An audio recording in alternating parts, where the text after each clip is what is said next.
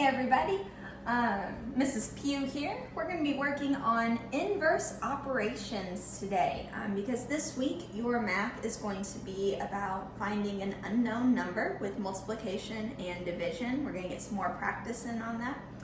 And a big way to do that is using inverse operations.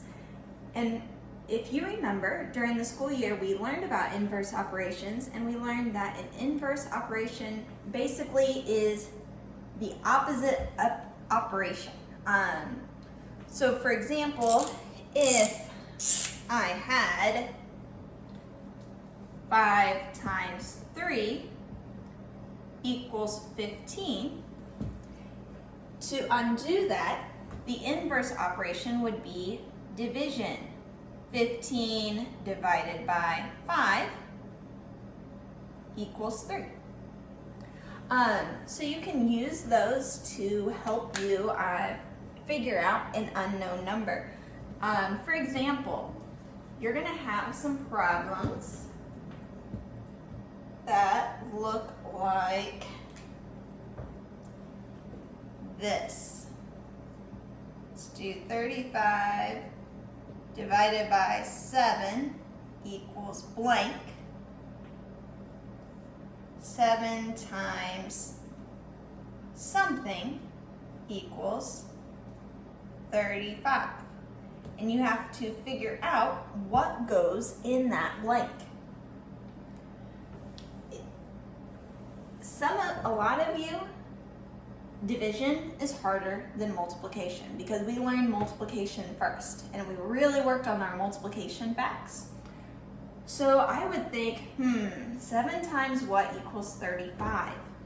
I see that this ends in a 5, so there's a really good chance that 7 times 5 equals 35. And I could check that real quick. 5, 10, 15, 20, 25, 30, 35. That would work. So if 7 times 5 equals 35, then 35 divided by 7 equals 5 because of the rule with inverse operations. So let's do another one for some extra practice. This time I'm going to give you a little time to see if you can figure it out at home. So we're going to do the problem. I'm going to put up here. I got to come up with a good one for you guys. Ooh, here's a good one. 4 times something equals 32. 32 divided by 4 equals our missing number. I'm going to give you 10 seconds to see if you can solve this at home, and then you can check and see if you get the correct answer.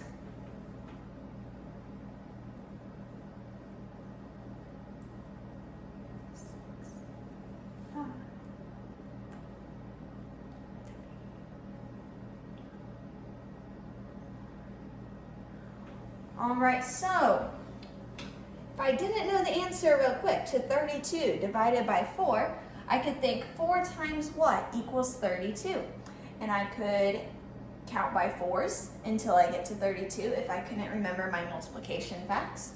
So I would go 4, 8, 12, 16, 20, 24, 28, 32. I had 8 fingers up. So the answer would be 32 divided by 4 equals 8. Now another way that you could do it, if you were unsure, you could do repeated addition. So I would do 4 plus 4 equals 8 plus 4 equals 12 plus 4 equals 16, and I keep doing this until I get to 32. I ran out of room there, so I'm going to put the answer up here.